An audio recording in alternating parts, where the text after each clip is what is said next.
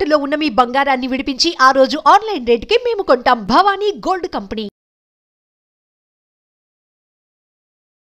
నమస్కారం, సుమన్ టీవీకి స్వాగతం. 2025 సంవత్సరం నవగ్రహాల స్థితిగతులు ఎలా ఉన్నాయి, ద్వాదశ రాశుల వారికి ఎటువంటి ఫలితాలని అందజేస్తున్నాయి, ఈ విషయాన్ని తెలియజేసేందుకు మనతో పాటు ఉన్నారు ప్రముఖ జ్యోతిష శాస్త్ర పండితులు, శ్రీచక్రపీఠ వ్యవస్థాపకులు బ్రహ్మశ్రీ ప్రదీప్ జోషి గారు. గురుగారు నమస్కారం. శ్రీమాత్రే. గురుగారు, 2025 సంవత్సరం మేషరాశి వారికి ఎలా ఉండబోతుంది? వాళ్ళకి గ్రహాల స్థితిగతులు ఏ గ్రహాలు సపోర్ట్ చేస్తున్నాయి వాళ్ళకి? శ్రీ గురుభ్యో నమః. శ్రీమాత్రే నమః. 2025 శనిగ్రహం మారుతున్నాడు. 2.5 సంవత్సరాల తర్వాత శని మారుతున్నాడు. సో అప్పుడు దీని ఏమంటారు, కోవిడ్ అప్పుడు మారాడు. 5 ఏళ్ళు గడిచింది. తీసుకొచ్చి కొంతమందిని బయటకు గట్టుకేసాడు. ఇప్పుడు కొంతమందిని తొక్కేస్తాడు, కొంతమందిని గట్టుకేస్తాడు ఇప్పుడు. సో ఇది చాలా కీలకమైన సంవత్సరం 2025. వాస్తవంగా ఉగాది పంచాంగ శ్రవణం అప్పుడు చెప్పాలి. ఎందుకు అందరికీ క్యూరియాసిటీ ఎక్కువైపోయింది. ఇంకోటి మా సుమన్ టీవీ వాళ్ళు అసలు వదలట్లేదు. సార్ 2025 చెప్పండి చెప్పండి చెప్పండి అని అడుగుతున్నారు కాబట్టి మీ అందరికి చెప్తున్నాను. అంటే ఉగాది కన్నా ముందు కొన్ని గ్రహాల్లో చేంజింగ్స్ ఉన్నాయి కాబట్టి, మారుతూ వస్తున్నాయి కాబట్టి దానివల్ల కూడా ఎలాంటి ఫలితాలు ఉంటాయో తెలుసుకోవాలంటే దానికోసమే చెప్తాను. కానీ ఎవరైనా పెద్దవాళ్ళు, విఘ్నులు, సనాతన ధార్మికులు మాత్రం ఇదేంటండి మీరు ఉగాది పంచాంగ శ్రవణం చెప్పాలి ముందే చెప్పేస్తున్నారు అని మాత్రం దయచేసి చెప్పకండి, అట్లా అనకండి. I'm very sorry. ప్రేక్షకుల విజ్ఞప్తి మేరకు, కోరిక మేరకు ఈ 2025 వ్యావహారిక నామ సంవత్సరానికి సంబంధించి రాశి ఫలాలు చెప్తున్నాను.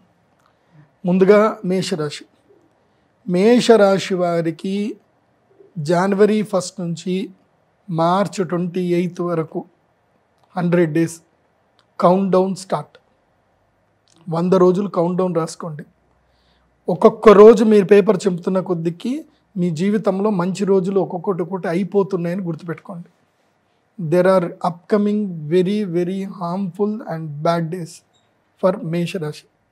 దానికి బిగినింగ్ కూడా ఇప్పుడే జరగవచ్చు. ఎందుకోసమంటే శని రాబోతున్నాడు అంటే దాని ఎఫెక్ట్ స్టార్ట్ అయిపోతుంది. 1 మంత్ ముందు నుంచే స్టార్ట్ అవుతుంది. సో ఏం చేసుకున్నా జనవరి, ఫిబ్రవరి వరకే చేసుకోండి. మార్చ్ 5th ఆర్ 25th వరకు. ఇంకా మార్చ్ 25th లోపల ఎప్పుడు ప్లేస్ చేంజింగ్ అవుతుంది. మార్చ్ 28 తర్వాత మారుతున్నాడు. 28కి మార్చ్ 28కి ఆయన ఉంటున్నాడు అక్కడ. షష్టగ్రహ కూటమి ఏర్పడుతుంది. ఆయన వచ్చి రాగానే అందరినీ లైన్లోకి వేసుకుంటున్నాడు. ఆయన గ్రహణం కూడా స్టార్ట్ అవుతుంది. అక్కడికించి శని తన ప్రభావం చూపించడం స్టార్ట్ చేస్తాడు. సో ఆ ప్రభావం ఫస్ట్ చూపించేది మేషరాశి వారి మీదనే. మేషరాశి వారికి లెక్క, పద్దులు అన్నీ చూసుకుంటాడు. ఇంకా స్టార్ట్ వ్యయస్థానములో శనిగ్రహం వస్తున్నాడు. ఎందుకోసమంటే ఏలినాటి శని అంటే వ్యయస్థానము 2.5 సంవత్సరాలు, జన్మస్థానం 2.5 సంవత్సరాలు, తర్వాత ధనస్థానము 2.5 సంవత్సరాలు. సో ఈ 7.5 సంవత్సరాలు ఫస్ట్ ఏమవుతాడు, వ్యయస్థానంలోకి వస్తాడు. వ్యయస్థానంలోకి వచ్చి ఏం చేస్తాడు, ఉన్నాయి మొత్తము తీసేస్తాడు. ఇంకేం లేదు, ఇంకా క్లీన్ చీట్ చేస్తాడు. తర్వాత ఏమొస్తాడు, జన్మస్థానంకి వస్తాడు. ఏడిపిస్తాడు, దుఃఖం తెప్పిస్తాడు, కన్నీళ్లు పెట్టిస్తాడు. నీ వాళ్ళు నా వాళ్ళు ఎవరో మొత్తం నేర్పించేస్తాడు. ప్రపంచం ఏందో నీకు పరిచయం చేస్తాడు. ఆ తర్వాత ధనస్థానం వస్తుంది. అప్పుడు కొత్తగా ఎలా సంపాదించాలనే రాబడి మార్గాలు మెల్లిగా చూపిస్తూ వీప్ మీద కొడుతూ ట్రైనింగ్ ఇస్తాడు అనమాట.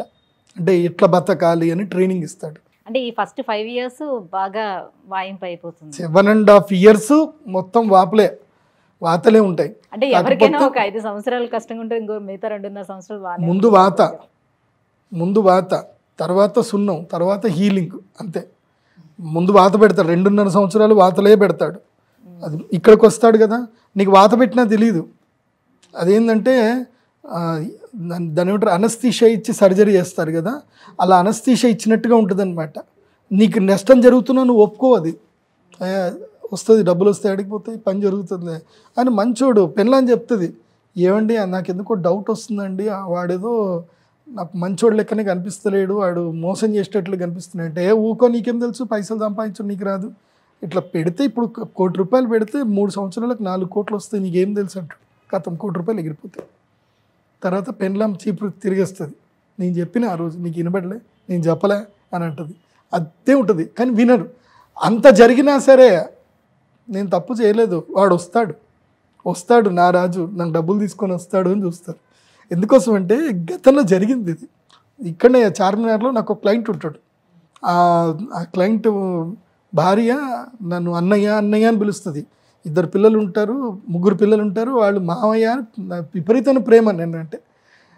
వాళ్ళ హస్బెండ్ ఎవడో నువ్వు 50 లక్షలు ఇస్తే నీకు 5 కోట్లు ఇస్తాను, సో నీకు బ్లాక్ ఇస్తాను, నువ్వు నాకు వైట్ ఇవ్వాలి అని చెప్పి డైరెక్ట్గా తీసుకుపోయి ఏదో ఎక్కడికో పోయారు తమిళనాడులో. పోయి డబ్బులు కూడా చూపించాడు, అన్ని డబ్బులు చూపించడం అంతా అయిపోయింది.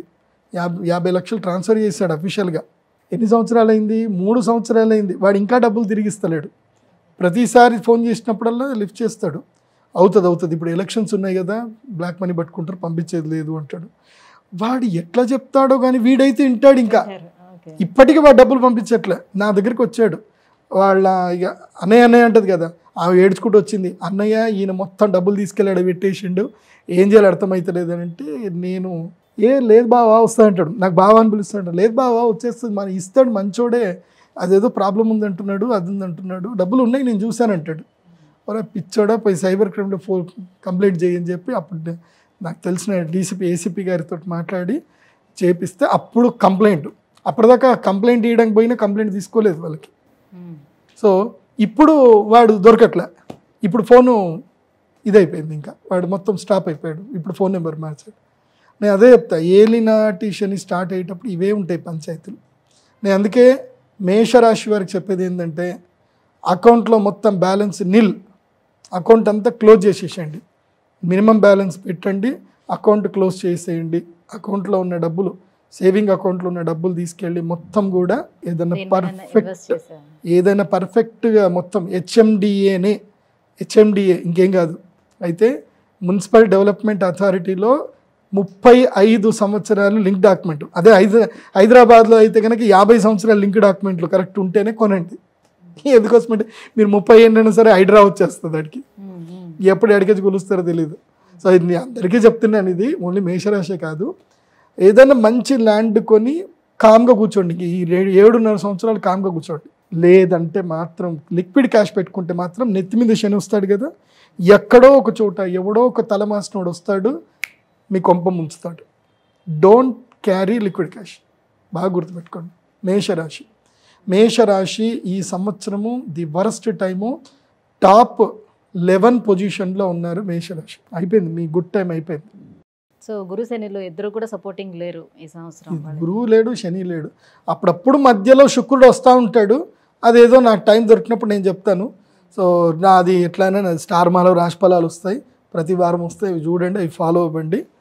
కాకపోతే ఒక్కటి మాత్రం అడ్వైజ్ చేస్తా, వ్యవసాయం చేయండి. శని ద్వాదశంలో ఉన్న వ్యవసాయం చేసేవాడిని మాత్రం శని ఏమనడు.